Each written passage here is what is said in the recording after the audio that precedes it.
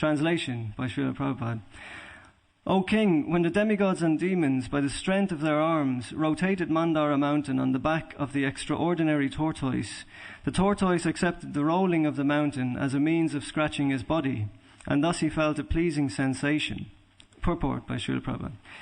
The Supreme Personality of Godhead is always the unlimited. Although the Supreme Personality of Godhead, in his body as a tortoise, held on his back the largest of mountains, Mandara Parvat, he did not feel any inconvenience. On the contrary, he apparently felt some itching, and thus the rotation of the mountain was certainly very pleasing. Om Ajnanatamrandasya Jnananjana Shalakaya Chakshurun Militam Jena Tasmai Shri Gurave Namaha. Jai Shri Krishna Chaitanya Prabhu Nityananda Shri Advaita Gadadhar Shivasari Gaur Bhakta Vrinda. Hare Krishna Krishna Krishna Hare Hare Hare Rama Rama Rama Hare Hare.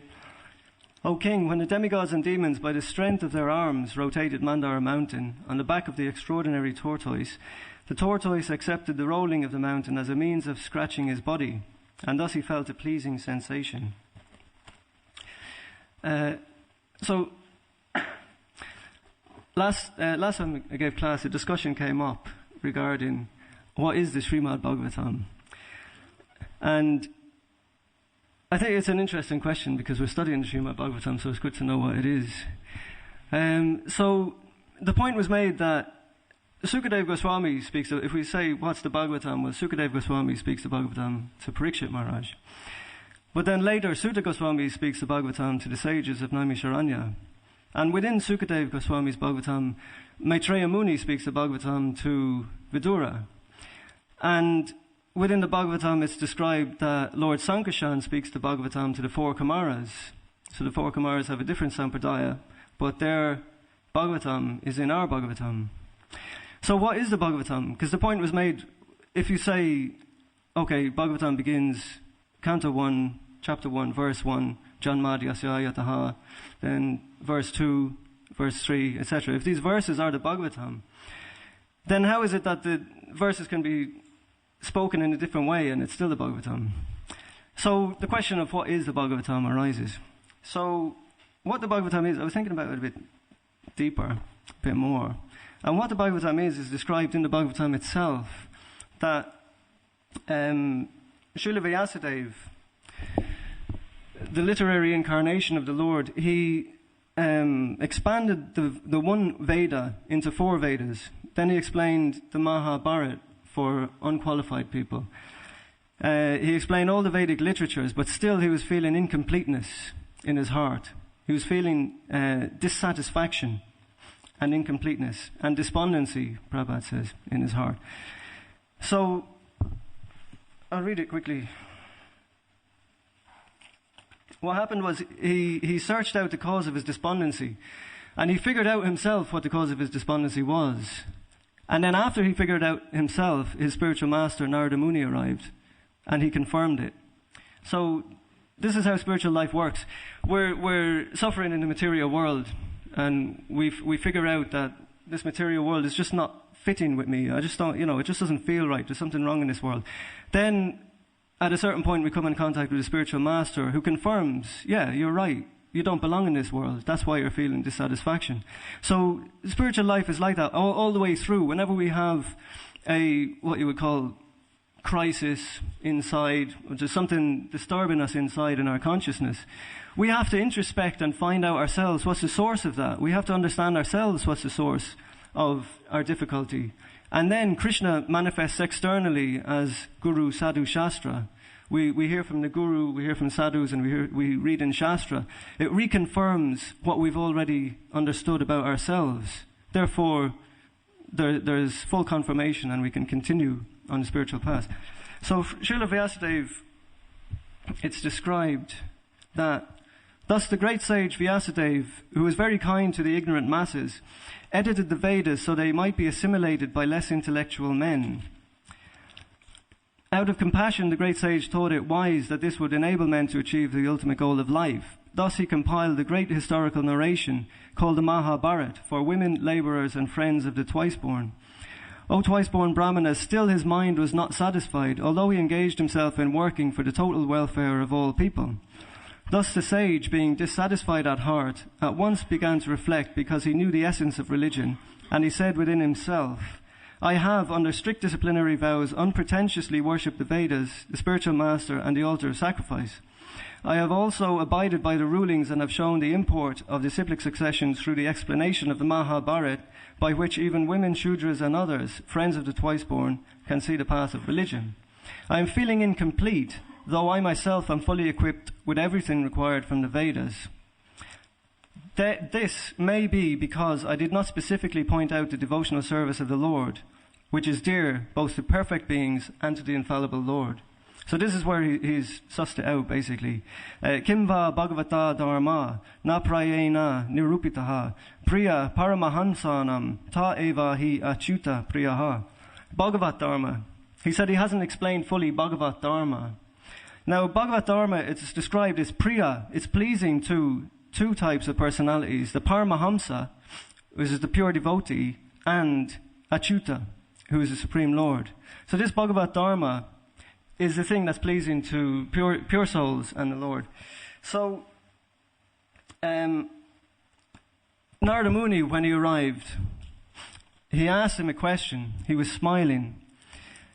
Narada Uvacha Parasharya Mahabhaga Bhavata Kachit Atmana Paritushyati Sharira Atma Manasa Evava. Addressing Vyasadeva, the son of Parashara, Narada inquired, are you satisfied by identifying with the body or the mind as objects of self-realization? So this is Narada. You see, Vyasadeva figured out that Bhagavat Dharma, I hadn't fully explained the relationship between the pure soul and the pure transcendental personality of Godhead. And then Narada Muni confirmed it by saying, are you satisfied by identifying the body and the mind as objects of self-realization? Because the body and the mind are not objects of self-realization. The body doesn't become self-realized, nor does the mind become self-realized, nor does the soul become self-realized, because the soul is always self-realized. But due to the influence of ahankar, the soul is identifying that the false ego is me, and because the false ego is contaminated, therefore the soul is thinking he's contaminated. Therefore, when Narada Muni says, are you satisfied by identifying with the body and mind as objects of self-realization, it means get off the mental platform, get off the material platform. Spiritual life's got nothing to do with your body, got nothing to do with your mind. And throughout the Bhagavatam, this is repeated in many ways, through many pastimes. For example, Vritrasura was the greatest of all demons, but he was the greatest of all self-realized souls. So we're thinking we have to change our body, we have to change our mind in order to achieve self-realization. So then how can you account for Vritrasura? He was a demon, but he was full in self-realization. The point is that self-realization is that thing which is contained in the soul. Atmanyevatmana tushta. The soul, the Atma, is absorbed in the Paramatma. Now, in our conditioned state, in the sadhana platform, we try to engage our body and mind in the service of Paramatma, in the service of Bhagavan. What that does, it clears the clouds, so to speak. It clears the illusion. And at a certain point, the soul himself realizes that Aham Brahmasmi, Nitya Krishna Das, that I'm the transcendental servant of Krishna on the spiritual platform. The mind never becomes spiritual, nor does the body. The body and the mind stay in the material world. When we leave this body stays here. Srila Prabhupada himself, like where's Srila Prabhupada's body? It's under his samadhi in Vrindavan. You know, even a pure self-realized soul, the body stays in the material world. And the mind, the mental energy, the what we call the chit potency within the material world, it stays in the material world. And the pure soul engages in relationship with the Supreme Personality of Godhead. So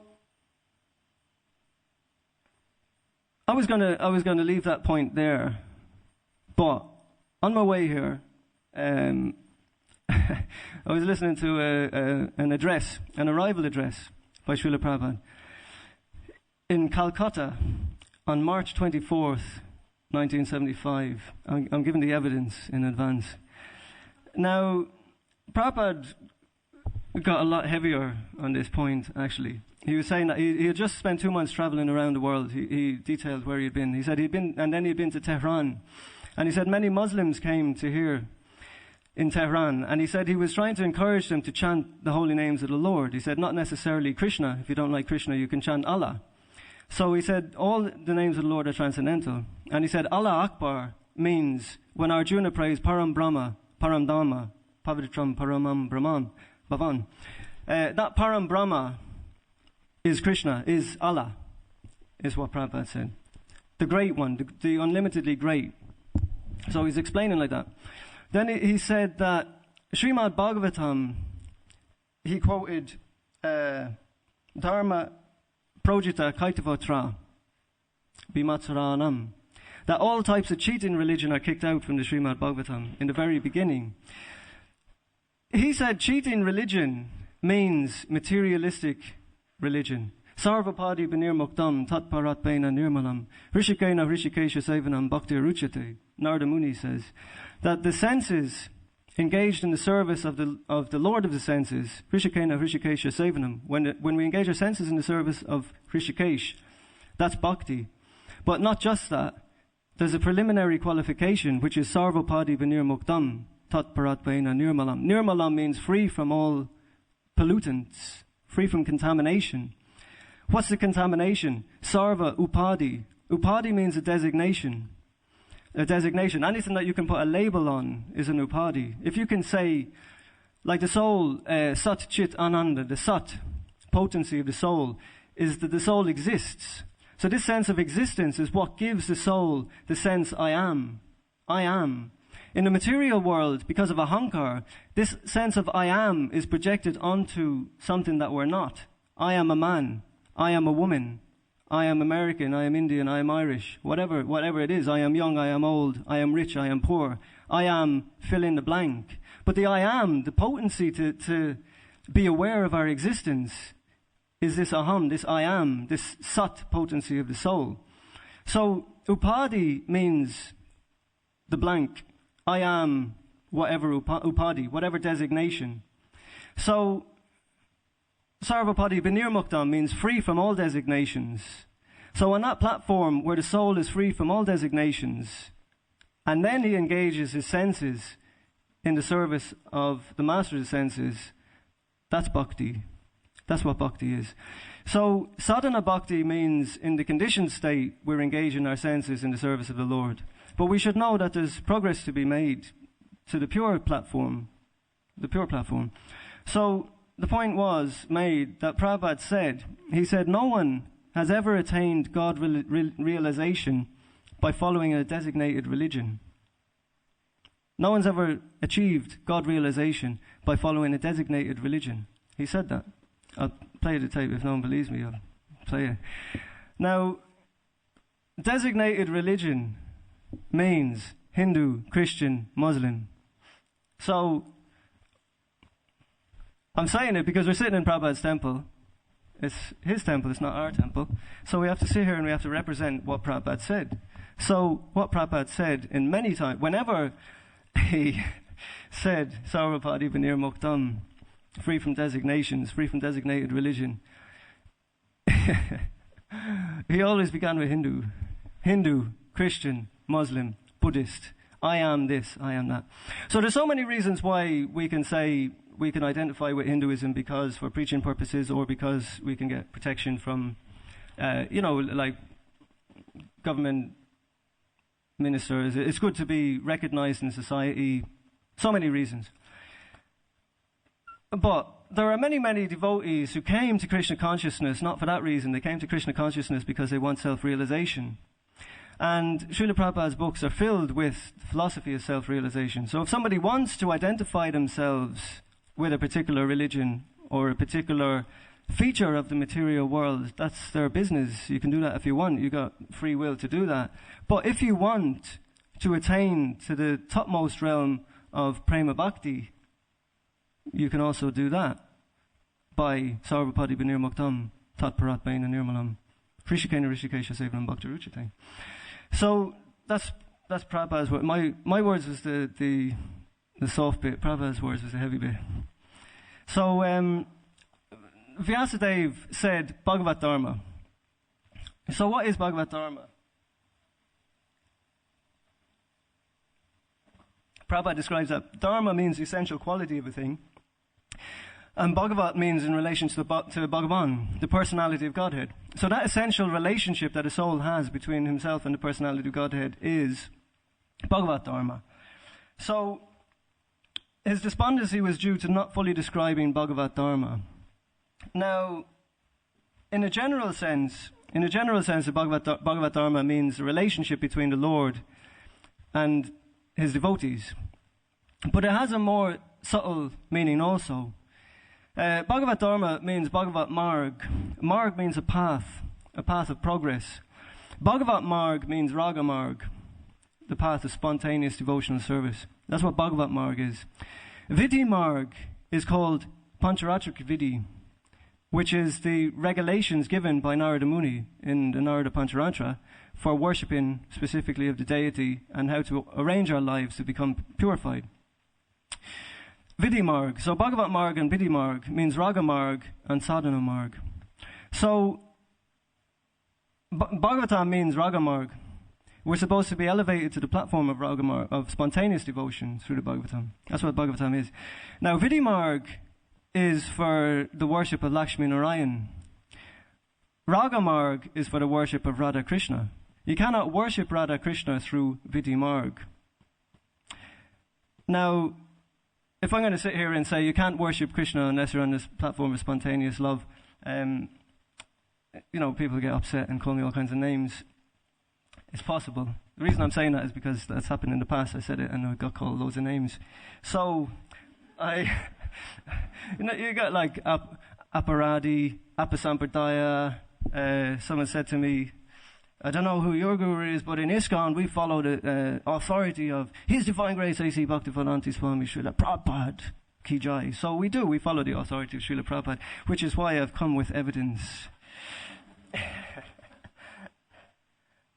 It's important to arrange your defenses before you stick your neck out. 424.56. So Srila Prabhupada says, Srila Prabhupada wrote. If Srila Prabhupada said it, it's one thing. If Srila Prabhupada wrote it in black and white for the distribution to all people all over the world for years and years to come after his departure from the world, well, that's quite significant in my humble opinion. Where am I? This is from the chapter entitled Chanting the Song Sung by Lord Shiva. Lord Shiva is instructing the Prachetas in the science of devotional service.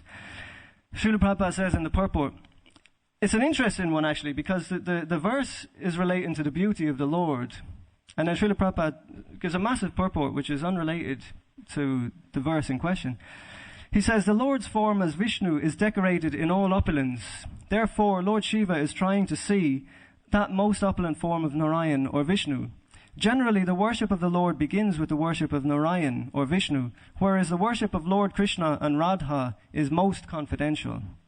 Lord Narayan is worshipable by the Pancharatrik Vidhi, or regulated principles, whereas Lord Krishna is worshipable by the Bhagavat Vidhi.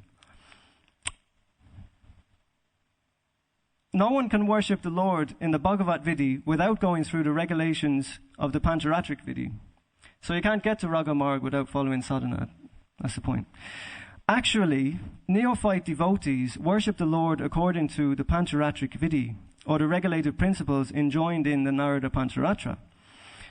Now, if I had a highlighter, I would highlight this bit. Radha Krishna cannot be approached by the neophyte devotees. Therefore, temple worship according to regulated principles is offered to Lakshmi Narayan. Although there may be a Radha Krishna Vigraha, or form, the worship of the neophyte devotees is acceptable as Lakshmi Narayan worship. Worship according to the Pancharatrik Vidhi is called Vidhi Marg, and worship according to the Bhagavat Vidhi principles is called Raga Marg.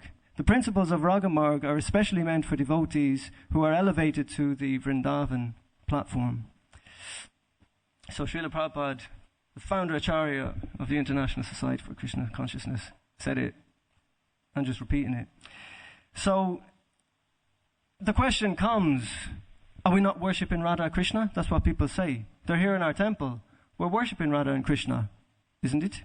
But actually, the answer is no, we're not worshipping Radha Krishna, not according to Srila Prabhupada. We're worshipping Lakshmi Narayan. So how is it that we're worshipping Lakshmi Narayan when Krishna is standing there? Because Krishna is a source, is Sarva Karana Karanam, is the cause of all causes, and is the source of all incarnations. Therefore, Lakshmi Narayan is contained within Radha Krishna.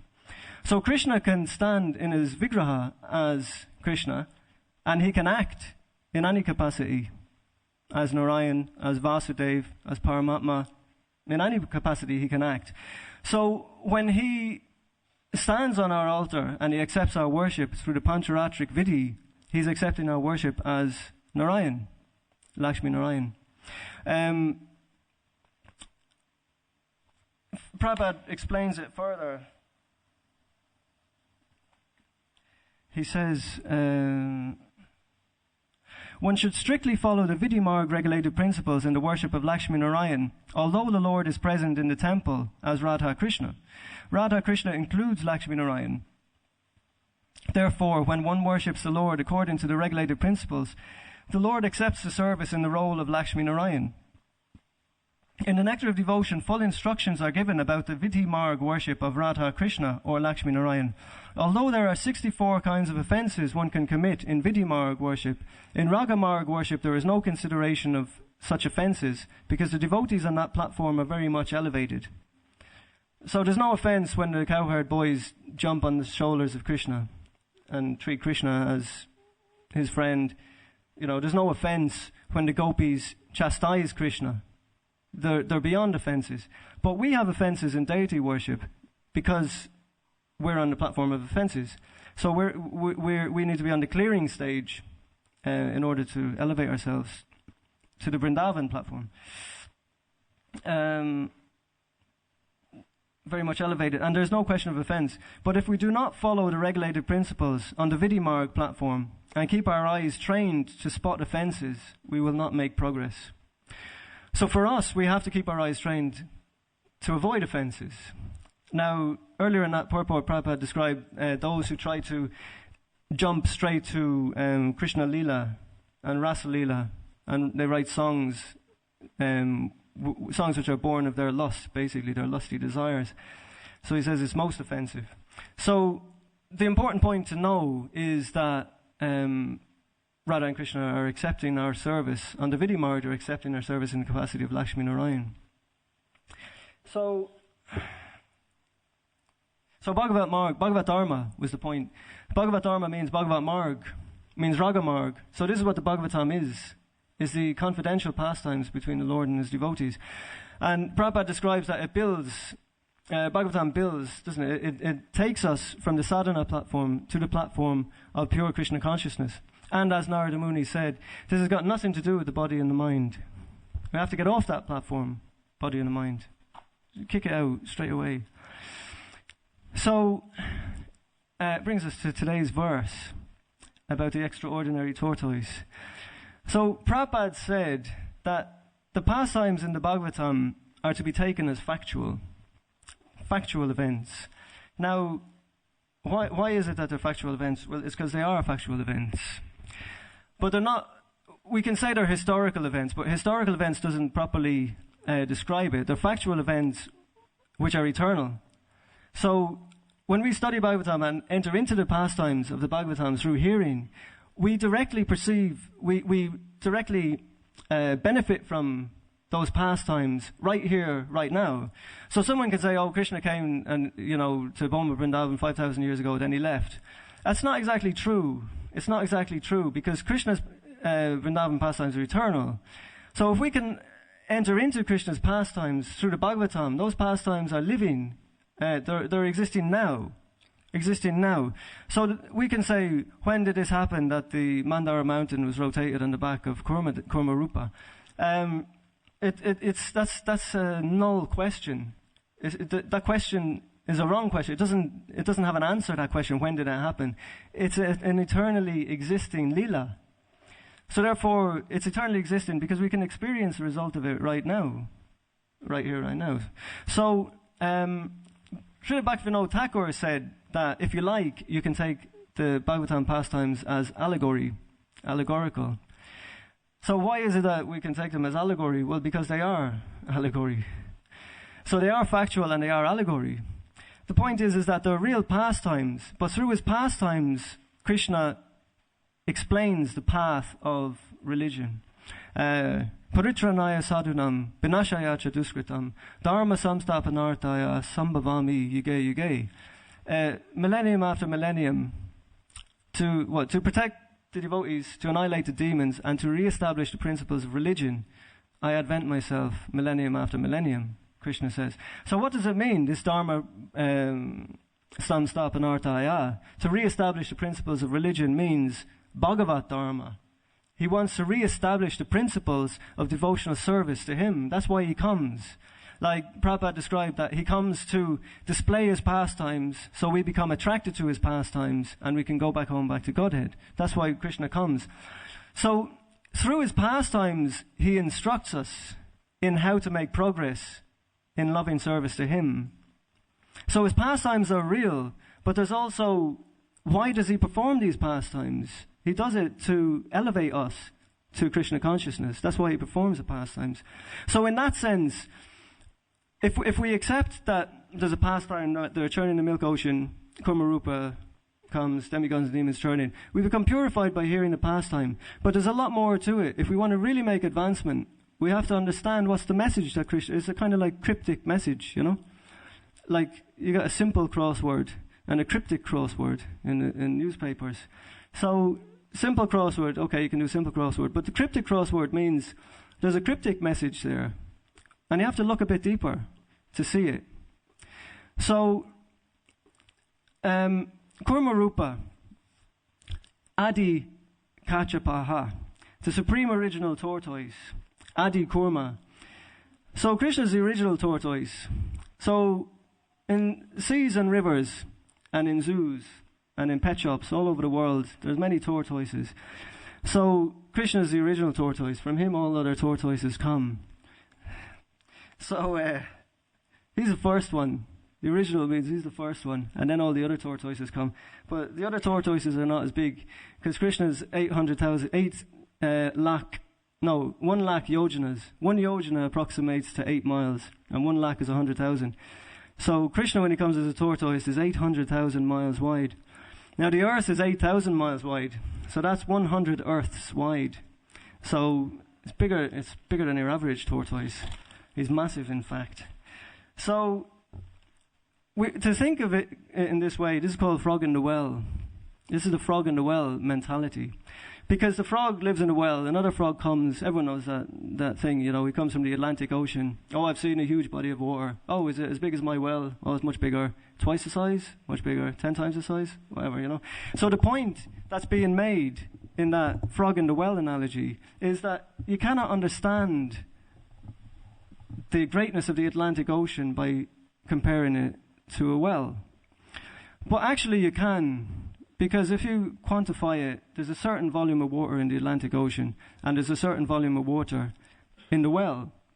So it might be 5 billion trillion times bigger than the well, but it's somehow bigger than the well. But to try and understand the divine form of Krishna with our mind and intelligence is the frog in the well. You cannot understand Krishna with the mind and intelligence. Why? Because Narada Muni has already said, are you satisfied by identifying with the mind and the body as objects of self-realization? You can't understand the soul with the mind. It's achintya. Avyaktoyam, achintyoyam, avikaryoyam uchate. It's avyaktam, it's imperceptible to the senses. And it's achintya, it's inconceivable to the mind. But still it exists. How do we know it exists? Well, we know, that's why we're sitting here, because we know it exists. It's inside, the soul is inside, it's who we are. That's why we know that we don't need a stamp from someone. You go outside and say, how do you know God exists? I don't need you to give me a stamp to tell me that I exist and that God exists. Thank you very much. I'm sitting here because I'm experiencing it. Each one of us is sitting here because we're experiencing it. We don't need anybody else's stamp of approval. So the problem we're making is that through billions of lives of education in the material world, we try and subject everything to our understanding. So when it comes to ourself, our soul, and Krishna, we do the same thing. We try and subject him to our understanding. But that doesn't work. Shishirada Gokulananda Ki Jai.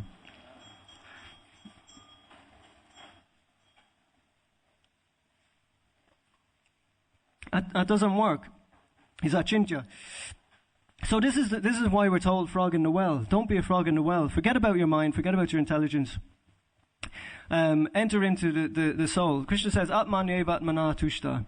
He says the soul, the Supreme Lord, is understood by the soul, which means that the soul understands the soul by his own energy. In order to understand something material, we need the energy of the mind and the intelligence. We need to use something to understand that material thing. But to understand the spiritual thing, you don't need to use anything else. The soul itself, himself, understands himself and understands Krishna. Krishna is understood through directly.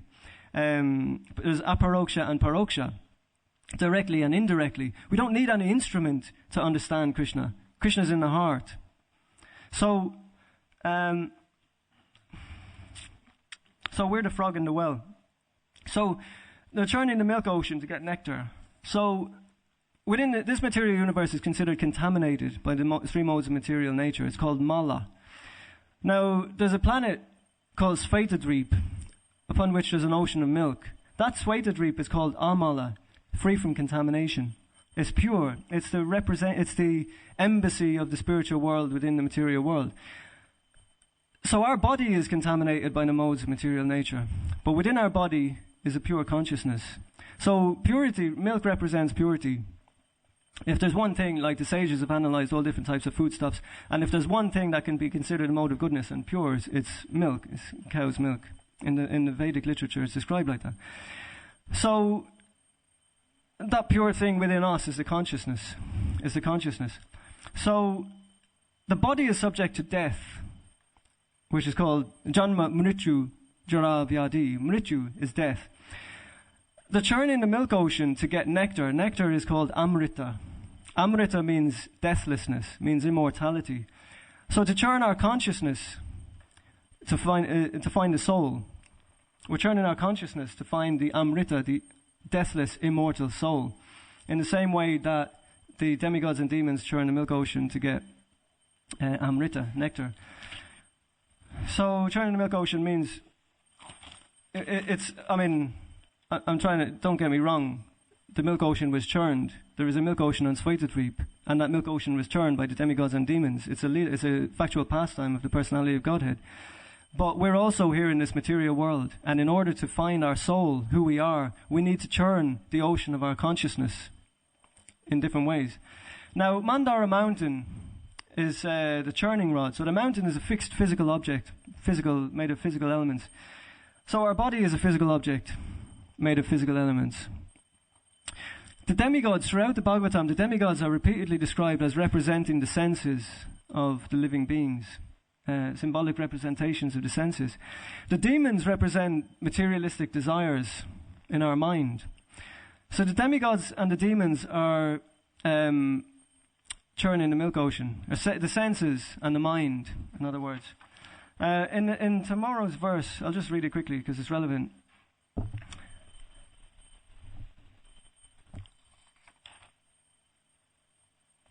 Thereafter, Lord Vishnu entered the demons as the quality of passion, the demigods as the quality of goodness, and Vasuki as the quality of ignorance, to encourage them and increase their various types of strength and energy. So the Lord enters the demigods, the demons, and Vasuki. Vasuki is used as the rope. So he enters as the three modes of nature, sattva, rajas, tamas. So he's entered our senses, our mind, and our body as sattva, rajas, tamas. Now, the senses in the mind, agitated by the three modes, are churning the body in the ocean of consciousness, in other words. Now, we have this idea that within the body there is the soul. The reason we have this idea is because we're told that in the beginning, that within the body there's a soul. And when this body, then the soul moves to another body and then another body, like that. Now, there's a problem with that because the soul is called achala. Achala, it doesn't move, it's fixed and it's immovable. And it's eternal. So, how can that eternal thing move around from one temporary thing to another temporary thing? It's because that's how our minds work in the beginning. But through purification, we should come to understand that actually it's described that in the spiritual world, in one corner, the material energy descends upon and covers over that spiritual energy for some time, and that becomes the material energy. Then it's uncovered, Prakriti is uncovered, and that spiritual energy can become spiritual energy again. So the spiritual energy is covered by a cloud, as it were, of Maya. So the soul, you can say, is covered by the cloud of this body. The soul is the fixed thing. The body is the changeable thing. Therefore, the body exists within consciousness. Consciousness doesn't exist within the body. Because if consciousness exists within the body, we see it like someone passes away, someone leaves their body. So we see their body is still here. So we think that their body has some factual existence because this universe is still here, isn't it? That person's gone, but the universe is still here and his body is still here. But from his point of view, especially a devotee, from the devotee's point of view, the material energy dissolves. It doesn't have to go anywhere to go back to Godhead. The material energy dissolves because the material energy is not factual. The spiritual energy is factual. So how can that factual, eternal thing be moved around amongst a whole load of temporary, impermanent things? It doesn't work like that. The way it is, this is called Drig Drishya Vivekam. Bhaktisiddhanta Saraswati Thakur spoke a lot about it, and he said, whatever I have to explain can be understood through proper understanding of this Drig Drishya Vichar. Drig Drishya means who is the seer and who is the seen. So we're thinking I'm the body, so I'm seeing the soul. I'm trying to find the soul. Where is it? But we don't realize that I am that soul. I am that soul. So I'll never find the soul by trying to look for it, because I am that thing. But the soul sees that he has a body. Jivan Mukta. Actually, in the Jivan Mukta platform, the devotee is actually unaware that he has a body. But on the point of liberation, the devotee is seeing that, well, I'm the soul, I have a body. But at the moment, we're thinking I'm the body and I have a soul. So this is Drig Drishya Vivekam. We're taking the seer as the object of which is seen, and we're taking the object which is seen as a seer. So I must rush because I've run out of time.